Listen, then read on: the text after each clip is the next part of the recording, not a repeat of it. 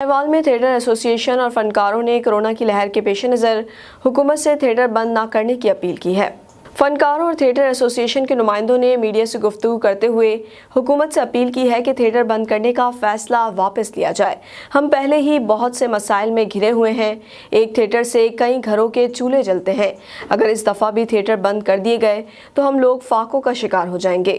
ہماری حکومت سے اپیل ہے کہ SOPs کے تحت سختی سے عمل کروایا جائے گا۔ تھیٹر مالکان نے کہا کہ حکومت اور محکمہ صحت جو SOPs لاگو کرے گی، اگر کوئی اس کی خلاف ورزی کرے تو ایکشن لیا جائے گا، مگر لاک ڈاؤن مسئلے کا حل نہیں۔ اگر ہماری بات نہ سنی گئی تو احتجاج اور بھوک ہڑتال کرنے پر مجبور ہوں گے۔ خوبصورت کیف، اور میں یہی کہنا چاہوں گی اپنی گورنمنٹ کو، حکومت کو یہی کہنا چاہوں گی تمام ایکٹروں کی طرف سے کہ پچھلے 6 ماہ ہم نے بہت مشکل سے گزارے۔